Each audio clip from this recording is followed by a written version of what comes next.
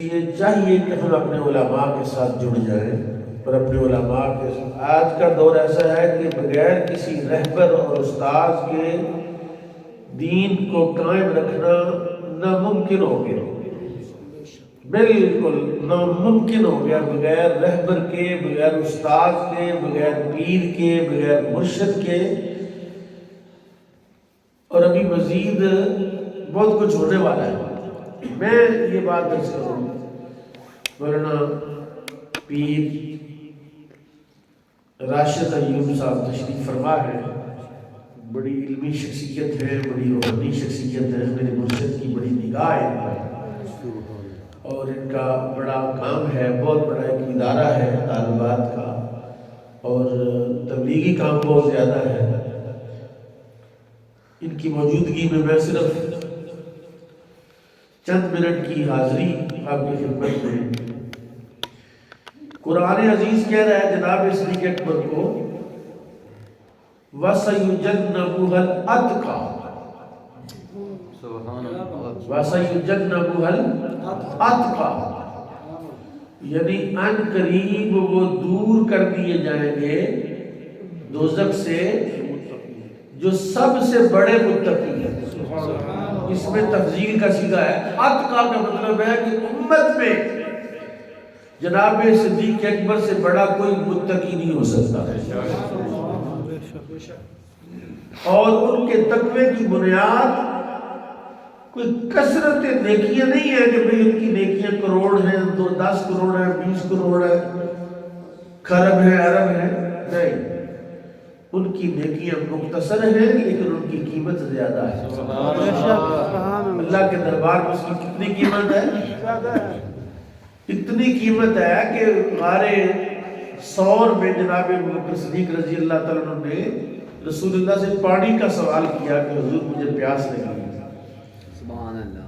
جب غار میں 3 راتیں رسول پاک کے ساتھ گزاری تو عرض کیا حضور پیاس لگی ہے.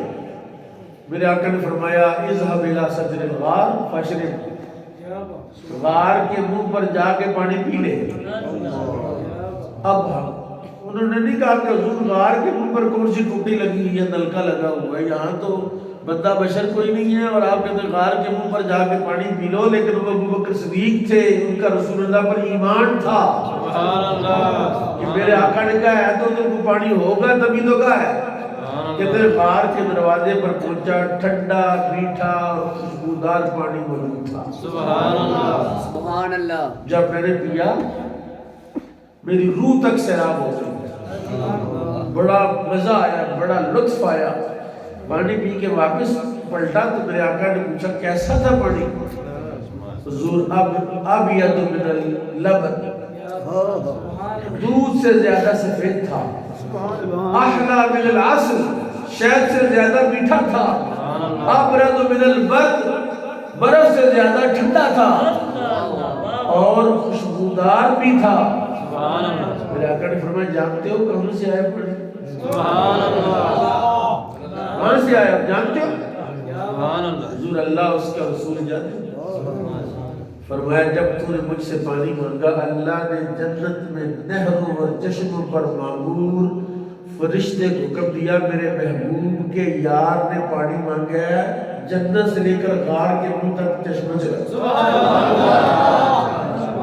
یا رسول اللہ، اللہ کے ہاں میرا یہ مقام ہے کہ میرے لیے جنت سے غار کے منہ تک چشمہ لایا گیا.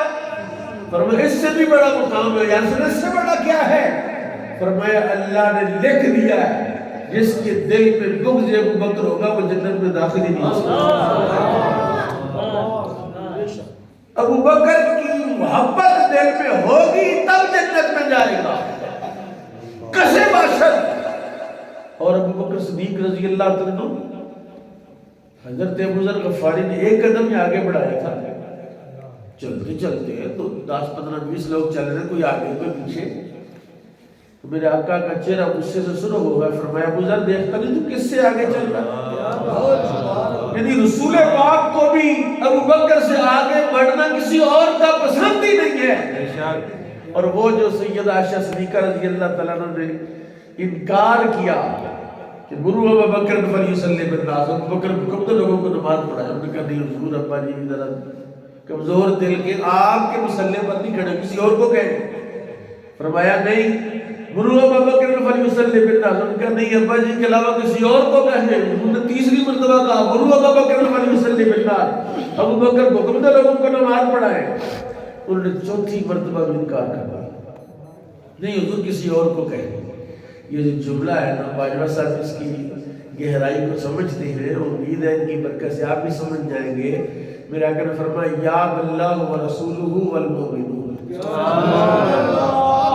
عائشہ تو کہتی ہے کہ ابو بکر کے علاوہ کسی اور کو کہوں نہ اللہ مانتا ہے نہ اس کا رسول مانتا ہے نہ بندے مانتا ہے. یا باللہ کا معنی ہے اللہ انکار کرتا ہے، اس کا رسول انکار کرتا ہے، مومن انکار کرتے ہیں کہ جس قوم میں ابو بکر ہو مصلی پر کوئی اور کھڑا ہو، اللہ بھی منکر ہے اس بات کا کہ ابو بکر کے علاوہ کوئی اور میری جگہ پر کھڑا ہو ہی نہیں سکتا. تو اس کے بارے میں کوئی کہے کہ فلاں کی فضیلت زیادہ ہے اور ابو بکر کی فضیلت کم ہے. فاروق اعظم کتنا بڑا آدمی، کتنا بڑا مقام.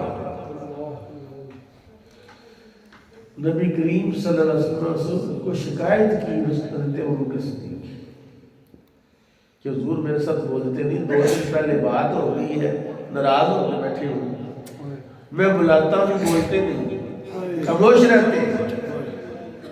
حضور کا چہرہ غصے سے سرخ ہو. فرمایا عمر تو کیا بات کر رہا ہے، تمہیں پتہ ہے ابوبکر کون ہے؟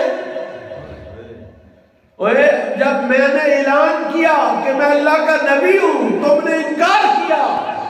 ابو بکر نے میرا اقرار کیا. میں تمہارے دروازوں پر آیا، تم نے دروازے بند کیے، لیکن میں ابو بکر کے دروازے پر گیا، اس نے دروازہ کھول دیا. اور جتنے لوگوں نے محمد رسول اللہ پر احسان کیا ہے صلی اللہ علیہ وسلم، میں نے سب کے احسانوں کا بدلہ چکا دیا ہے، مگر ابو بکر کے احسان کا بدلہ میں نے نہیں چکایا. اس کے احسان کا بدلہ قیامت میں اللہ چکائے گا. آپ اندازہ کر سکتے ہیں کہ پورا محشر بھرا ہوا ہوگا، مشرق سے مغرب، شمال سے جنوب، اربوں کھربوں نیلموں پدموں لوگ ہوں گے. وہاں اعلان ہوگا کہ کہاں ہے ابو بکر، اس نے میرے محبوب پر یہ احسان کیا، کہاں ہے ابو بکر، اس نے میرے محبوب پر یہ احسان کیا. اور پھر اس سے اگلی بات ہے، بس میری بات ختم. بھائی صاحب کی باتیں سنیں گے، میں تو خود ان کی باتیں سننے کے لیے حاضر ہوا ہوں. رسول پاک کے ساتھ جو ابو بکر صدیق کا تعلق ہے نا وہ کتنا مضبوط ہے. قرآن کیا کہتا ہے؟ منہا خلقناکم وفیہا نعیدکم ومنہا نخرجکم تارۃ اخری. قرآن کہہ رہا ہے کہ جس مٹی سے انسان کو پیدا کیا گیا ہے اسی مٹی میں دفن کیا جائے گا اور اسی مٹی سے قیامت والے دن اٹھایا جائے گا. گویا اصول یہ بنا کہ جون سا بندہ جس مٹی میں جس قبر میں جاتا ہے اسی مٹی کا وہ پیدا کیا ہوتا ہے، اور اتنی کی مٹی نہیں ہوتی ہے جتنی مٹی کا وہ اندر گیا ہے. اور اللہ تعالیٰ مٹی کو مٹی دے دیتا ہے کہ پہلے مٹی اٹھاتا ہے، مٹی کہتی ہے یا اللہ میں کم ہو گئی. اللہ نے کہا تم پریشان نہ ہو، جتنی کم ہوئی اتنی واپس کروں گا. کہ بندے بڑے موٹے ہو کے بہت ہوتے ہیں، کہیں بہت موٹے ہوتے ہیں بالکل بریک ہو کے، وہ اتنی مٹی جتنی ہے اتنی واپس اللہ نے کرنی ہے. جس مٹی کے رسول پاک کو جس مٹی سے بنایا گیا ہے اسی مٹی میں رسول اللہ کو بھی دفن کیا گیا ہے. تو میں آپ کو یہ بتانا چاہتا ہوں کہ جس مٹی میں رسول اللہ دفن ہوئے اسی مٹی میں ابو بکر دفن ہوئے. تو یہ کیوں نہیں مانتے ہیں؟ جہاں تم یہ کہتے ہو فاطمہ بضعۃ منی، فاطمہ میرے جگر کا ٹکڑا ہے، تسلیم ہے، فاطمہ کی تو کیا شان ہے، لیکن ابو بکر کا مقام بھی تو دیکھو کہ جس مٹی سے رسول اللہ بنے اسی مٹی سے ابو بکر بھی بنا. جس مٹی کے رسول اللہ ہے اسی مٹی کے ابو بکر ہیں، تبھی تو اسی مزار میں دفن ہوئے ہیں، اسی مٹی کے فاروق اعظم ہیں، تبھی تو اسی مزار میں دفن ہوئے ہیں، اور اسی مٹی کی جناب عیسیٰ ہیں، اسی مٹی میں دفن ہوں گے۔ اس لیے ابو بکر تک تو کوئی پہنچ ہی نہیں سکتا ہے۔ اس وقت جو فتنہ چل رہا ہے کہ فضیلت ابو بکر کا انکار پہلے کالے جھنڈے والے کرتے تھے، اب سفید جھنڈوں والوں نے بھی انکار کرنا شروع کر دیا۔ پریشانی کی بات یہ ہے کہ یہ انجیکٹ کون کر رہا ہے، انجیکشن کون لگا رہا ہے؟ اور ہمارے سادہ لوگ جو ہیں وہ لنگر کے چکر میں جب وہ کسی مجلس سننے چلے جاتے ہیں تو وہ پھنس جاتے ہیں، کیونکہ عقل تو اتنی ہوتی نہیں، علم اتنا ہوتا نہیں، شعور اتنا ہوتا نہیں، ان کی باتیں سنتے ہیں، اپنے علماء کی باتیں نہیں سنتے۔ اپنے علماء کے پاس بیٹھے تو باتیں سنیں نا۔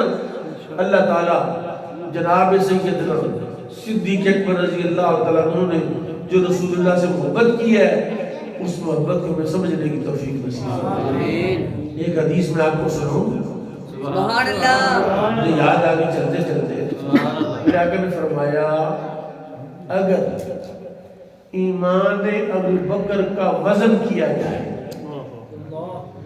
ایک پلڑے میں ابو بکر کا ایمان رکھا جائے، دوسرے پلڑے میں ساری امت کا ایمان رکھا جائے، لرجح ایمان ابی بکر، تو میرے ابو بکر کا ایمان اتنا بھاری اور اتنا وزنی ہے کہ میری ساری امت کے ایمان سے سب کر لے گا۔ سبحان اللہ۔